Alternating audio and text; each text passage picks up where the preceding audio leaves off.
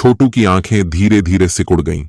अचानक उसने रेगिस्तान की ओर देखकर पूछा, क्या ये रेगिस्तान उसके वजह से हुआ है? हां, ऐसा लगता है कि वो अपने शरीर के अंदर निर्वाण शक्तियों से होने वाले जलन को दबाने में नाकाम था। इसलिए 1000 मील के दायरे में सब कुछ जलकर खाक हो गया और ये पूरा इलाका रेगिस्तान में बदल गया। ध्रुव ने छोटू को समझाया। छोटू की अभिव्यक्ति गंभीर थी। उसके लिए यह कल्पना करना कठिन है कि यह कितना भयानक होगा जब उन शक्तिशाली निर्वाण शक्तियों से बनी आग ने उस आदमी के शरीर का ऐसा हाल हो गया। इस छोटू को एक और बात का पता चला कि छठा निर्वाण क्लेश असल में कितना भयानक था। निर्वाण क्लेश वास्तव में एक निर्वाण योद्धा के लिए आशीर्वाद और अभिशाप दोनों है। छोटू ने धीरे से आह भरी, फिर उसने अपनी हथेली को आगे बढ़ाया और धीरे से उस लाश पर रख दिया। जिस वक्त छोटू की उंगलियां उसके संपर्क में आईं, वह जंग लगी लाश तुरंत धूल में बदल गई। भले ही उसके पास निर्वाण सुनहरा शरीर था, फिर भी उसके लिए वक्त की जंग का सामना करना मुश्किल था। छोटू ने उन बिखरी राख पर नजर डाली और अचानक अपनी हथेली आगे बढ़ाई। उसकी हथेली के भीतर से विनाशक निशान बाहर निकला। उन राख में अभी भी कुछ संदेश बचे हुए थे। शायद वो छोटू को रहस्यमय प्राचीन खजाने को बेहतर ढंग से समझने में मदद कर सकता था। छोटू ने धीरे से अपनी आंखें खोलीं, इससे पहले कि उसकी विनाशक शक्ति एक पल के लिए बह जाती। उसने अपनी आंखें खोलीं, उसकी आंखों में आश्चर्य और खुशी की हल्की झलक देखा जा सकता था। जैसे ही छोटू इस बात से खुश हुआ कि उसे कुछ जानकारी मिल गई है, उसने अचानक उस राख में एक सुनहरा धब्बा देखा। तुरंत उसने अपनी हथेली को आगे बढ़ाया और राख के भीतर से एक चमकदार सुनहरे अंगूठे के आकार की सुनहरी गेंद निकाली। इस सुनहरी गेंद का आकार एक समान नहीं था और यह चौकोर आकार का लग रहा था। उसे अपने शरीर के भीतर एक कंपन महसूस हो रहा था।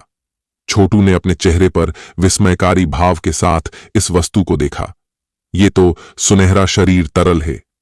अचानक एक आवाज गूंजा, वो छोटू के मुंह से नहीं बल्कि उसके पीछे से आ रहा था। तुरंत ही छोटू की आंखें सिकुड़ गईं। फिर वो धीरे से पीछे मुड़ा और देखा कि उसके पीछे थोड़ी दूरी पर काले कपड़े पहने एक आदमी अनजाने में उसके पीछे आ गया था। काले कपड़े पहना वो आदमी काफी दुबला पतला दिख रहा था और खास तौर पर उसका चेहरा बेहद पीला था। उसकी 2 आंखें गहरी और धंसी हुई थीं, जिनमें एक अजीबोगरीब रंगत थी जो उसे और ज्यादा खौफनाक बना रही थी। इस व्यक्ति के अचानक हाजिर होने पर छोटू की अभिव्यक्ति बेहद गंभीर हो गई। इस वक्त कोई नहीं जानता था कि प्राचीन खजाने के कारण कितने शक्तिशाली व्यक्ति इस स्थान पर आकर्षित हुए थे। अगर छोटू सावधान नहीं रहा तो वो गलती से अपनी जान गंवा सकता था। निंजा ने अपने हाथ में पकड़ा काला खंबा पीली रेत पर जोर से पटका। उसका मजबूत शरीर थोड़ा आगे की ओर झुका, जैसे कोई जंगली जानवर अपने शिकार पर झपटने ही वाला हो। आप कौन हैं? छोटू के चेहरे पर कोई एक्सप्रेशन नहीं थे। उसने सुनहरा शरीर तरल को अपने पोटली में रख दिया। तुम बहुत भाग्यशाली हो। यह निर्वाण तरल वह जगह है जहां निर्वाण योद्धा का सार मौजूद है। अगर तुम इसे निखर के आत्मसात करने में सक्षम हो तो तुम बेहद मजबूत बन जाओगे। रास्ते में यह एकमात्र ऐसा है जिसे मैंने देखा है। मुझे कभी उम्मीद नहीं थी कि कोई और पहले आएगा और मुझसे पहले इसे ले जाएगा। दुबले पतले काले कपड़े पहने आदमी की नजर धीरे धीरे छोटू और निंजा पर पड़ी और वो भारी आवाज में बोला, आप भी इस गोल्डन बॉडी तरल में रुचि रखते हैं? छोटू की आंखें छोटी हो गईं और उसके शरीर में शक्ति चुपचाप बहने लगी। क्या तुम मुझ पर हमला करने की योजना बना रहे हो? अगर मैं कहूं कि मुझे इसमें थोड़ी दिलचस्पी है? काले कपड़े पहने आदमी ने हल्की मुस्कान के साथ सवाल किया। उसके इरादे पढ़कर छोटू मुस्कुराया और अनिर्णित तरीके से अपने हाथ बाहर की ओर फैला दिया। हालांकि वह इस काले कपड़े वाले आदमी की पृष्ठभूमि से अनजान था, लेकिन इस तरल के लिए वो इसे किसी अनजान की हाथों में छोड़ दे, ये इतना आसान नहीं होगा। शांत रहो। हालांकि ये गोल्डन बॉडी तरल काफी अनोखा है, लेकिन ये ऐसी चीज नहीं है जो मुझे चाहिए। तुम्हारा नाम ध्रुव राय सदा है ना? चूंकि तुम एक निम्न श्रेणी के साम्राज्य से उभरने और प्राचीन युद्ध के मैदान में इस मुकाम तक पहुंचने में सक्षम हो, इसलिए तुम्हें काफी ताकतवर होना चाहिए। हालांकि अगर तुम इस पर भरोसा करके अलग दिखना चाहते हो तो तुम्हें और भी मेहनत करना होगा। फिलहाल तुम निर्वाण रैंकिंग में प्रवेश करने की योग्यता भी नहीं रखते, काले कपड़े पहने आदमी ने कहा। निर्वाण रैंकिंग? छोटू ने थोड़ा सा मुंह सिकोड़ते हुए पूछा। आधे साल बाद असली 100 साम्राज्य युद्ध शुरू हो जाएगा। हालांकि हर किसी के पास अंतिम लड़ाई में भाग लेने की योग्यता नहीं होगी। कम से कम आवश्यकता निर्वाण रैंकिंग में प्रवेश करना है। बेशक सिर्फ तुम ही नहीं हो जिसके पास योग्यता की कमी है, यहां तक कि दैत्यबाज साम्राज्य के शहजाद के पास भी ताकत की कमी है। छोटू ने जब ये शब्द सुने तो उसका चेहरा बदल गया। यहां तक कि शहजाद के पास भी निर्वाण रैंकिंग में प्रवेश करने की योग्यता नहीं है। क्या इसका मतलब यह नहीं है कि निर्वाण रैंकिंग में प्रवेश करने का मौका पाने के लिए किसी को कम से कम निर्वाण रैंक के दूसरे पड़ाव के स्तर तक पहुंचना चाहिए? तो इस 100 साम्राज्य युद्ध में वास्तव में ऐसा नियम है, छोटू ने खुद से कहा। इसके तुरंत बाद उसकी मुट्ठियां कस गईं। वर्तमान में उसके पास निर्वाण रैंकिंग में प्रवेश करने की योग्यता नहीं हो सकती है, लेकिन 100 साम्राज्य युद्ध में अभी भी आधा साल बाकी था। उस वक्त उसकी ताकत निश्चित रूप से उसकी वर्तमान ताकत से ज्यादा होगी। जानकारी के लिए शुक्रिया। हालांकि छोटू को पता नहीं था कि ये आदमी क्या करने की योजना बना रहा था, फिर भी उसने अपने हाथों को उसकी ओर बढ़ाया और उसे धन्यवाद दिया। मुझे धन्यवाद देने की कोई जरूरत नहीं है। ऐसा नहीं है कि मेरे इरादे अच्छे हैं। मैं बस इतना चाहता हूं कि तुम अपने और सच्चे प्रतिभाशाली लोगों के बीच के अंतर को समझो। किसी छोटे साम्राज्य से आए व्यक्ति के लिए इन लोगों जैसी कामयाबी पाना कोई मामूली बात नहीं है। ज्यादातर लोग इसके बारे में सिर्फ सपने ही देख सकते हैं। दोनों पक्षों के बीच का अंतर ऐसा है जिसे मिटाना आखिरकार मुश्किल है। काले कपड़े पहने आदमी ने उदासीनता से कहा। अगर कोई वास्तव में आपकी तरह सोचता है तो शायद वह व्यक्ति अपने पूरे जीवन में एक औसत दर्जे का व्यक्ति ही रह पाएगा, छोटू ने धीरे से हंसते हुए कहा। उम्मीद करते हैं कि ऐसा ही हो। मैंने कई बार ऐसे शब्द सुने हैं, लेकिन आखिरकार वो सभी औसत दर्जे के लोग निकले। काले कपड़े पहने आदमी ने जाने से पहले अपना सिर हिलाया। मुझे इंद्रसेन कहा जाता है। अगर अगली बार जब हम मिलेंगे तो कोई ऐसा खजाना मिल जाए जिसमें मेरी भी दिलचस्पी है तो तुम इतने भाग्यशाली नहीं रहोगे। उम्मीद है तुम उस समय मुझे बहुत निराश नहीं करोगे। काले कपड़े पहने आदमी का शरीर लहराया और एक अजीब छवि में बदल गया।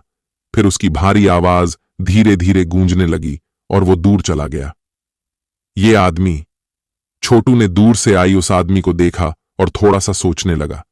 उसने तुरंत अपनी कमर को तान कर बुदबुदाया। लगता है मुझे जल्द ही निर्वाण रैंक पर पहुंचने की कोशिश करनी होगी।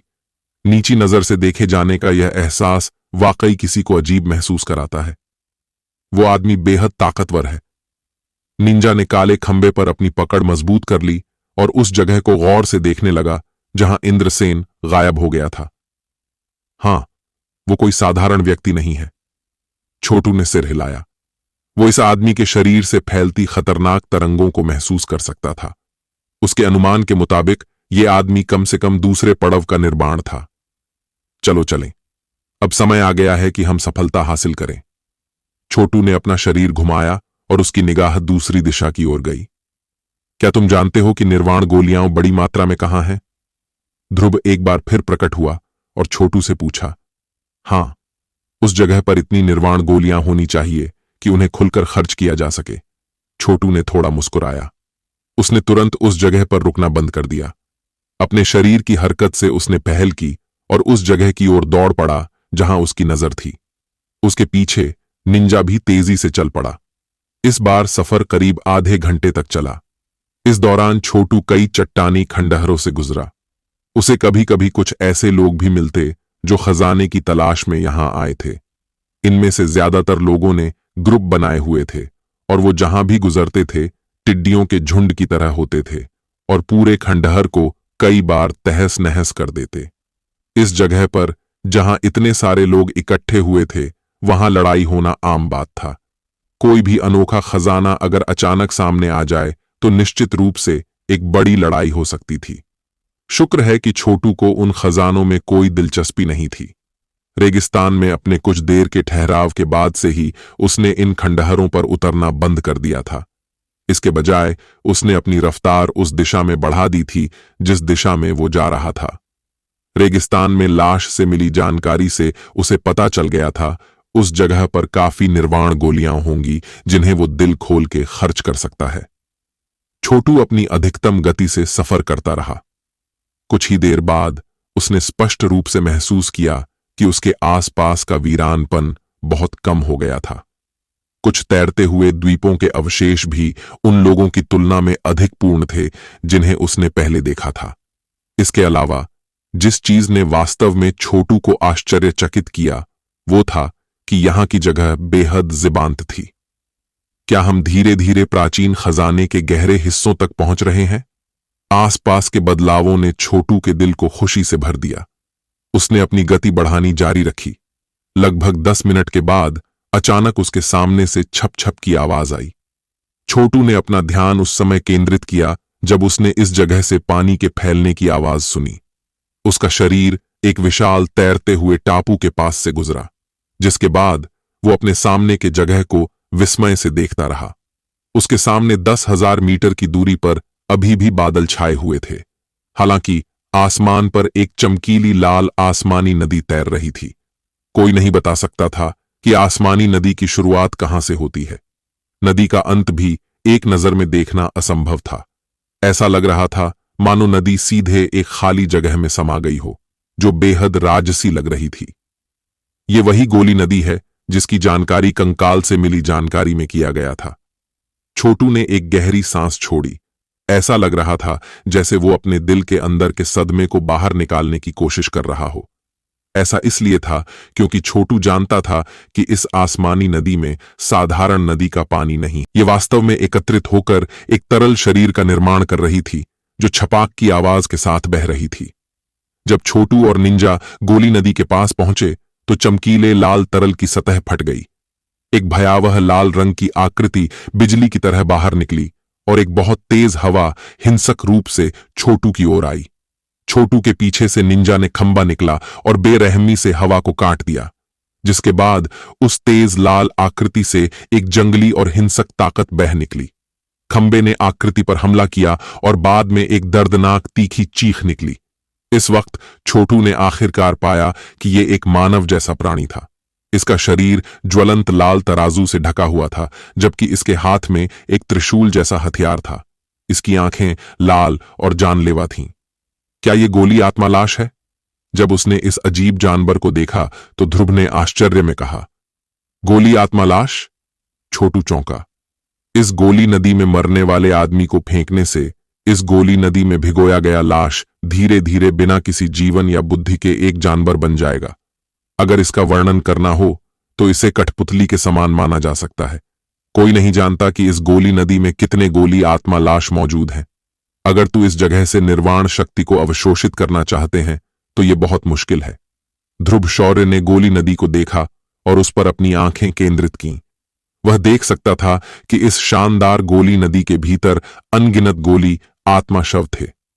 इसके अलावा इस गोली नदी के भीतर निर्वाण शक्ति बहुत ज्यादा घना है। भले ही तेरे पास विनाशक निशान हो, फिर भी इसे अवशोषित करना काफी परेशानी भरा है। छोटू ने जब यह सुना तो वो बस मुस्कुराया। ऐसा लग रहा था जैसे उसे इस बात से कोई आश्चर्य नहीं हुआ। उसका शरीर हिल गया और गोली नदी के साथ साथ जाने लगा। एक प्रशिक्षण मंच जिसे कुछ प्राचीन दलों ने पीछे छोड़ दिया था, गोली नदी के ऊपर छिपा हुआ था। उस जगह पर गठन निर्वाण शक्ति को कम करने में सक्षम है। साथ ही ये गोली आत्मा लाश के परेशनी को रोकने में भी सक्षम है। लगता है तुमने कंकाल से काफी जानकारी हासिल कर ली है, ध्रुव ने आश्चर्य से कहा। छोटू मुस्कुराया और वो तेजी से आसमानी नदी के पास से गुजरा, जबकि उसकी निगाहें ध्यान से उस पर घूम रही थीं। लगभग 10 मिनट बाद आखिरकार उसकी निगाहें शांत हो गईं। नीचे लाल रंग की निर्वाण शक्ति की आड़ में एक प्राचीन मंच धुंधला सा दिखाई दे रहा था। हम आ चुके हैं, छोटू ने प्राचीन मंच को देखते हुए मुस्कुराया। उसका शरीर तुरंत उस पर उतरा। तुरंत उसके शरीर के अंदर से निकली निर्वाण शक्ति भी इस पल धीरे धीरे शांत हो गई। ये ट्रेनिंग मंच एक गठन से छुपा हुआ था। जब तक ये सक्रिय है, ये एक शक्तिशाली रक्षा बनाने में सक्षम होगा। ये एक ऐसी जगह है जिसे खास तौर से उन प्राचीन दलों के शिष्यों को ट्रेन करने के लिए तैयार किया गया था। छोटू ने अपने हाथ को थपथपाया और इस जगह को बड़ी संतुष्टि के साथ देखा। वो इस जगह में पर्याप्त मात्रा में निर्वाण शक्ति को अवशोषित करने और निर्वाण रैंक में प्रवेश करने और निर्वाण क्लेश पर काबू पाने की कोशिश करने में सक्षम था। हालांकि ऐसा लगता है कि इससे पहले हमें कुछ समस्याओं को सुलझाना होगा। ध्रुव शौर्य अचानक अजीब तरीके से हंसा जब छोटू संरचना को सक्रिय करने की विधि खोजने की तैयारी कर रहा था। छोटू ने जब यह सुना तो वह चौंक गया। तुरंत उसे लगा कि उसे कुछ महसूस हुआ है। जैसे ही उसने अपना सिर उठाया, उसकी आंखें झुक गईं। उसे केवल दूर से आती तेज हवा की आवाज सुनाई दे रही थी। इसके तुरंत बाद 10 लोग दूर से उड़ती हुई आईं और इस ट्रेनिंग मंच पर बेतरतीब ढंग से उतरी। इस जगह पर मेरे आसमानी चील साम्राज्य का कब्जा है। मैं तुम दोनों को यहां से निकल जाने के लिए 10 सेकंड दूंगा। जैसे ही ये 10 लोग वहां आए, एक लालची आवाज कान फाड़ देने वाली ढंग से सुनाई दी।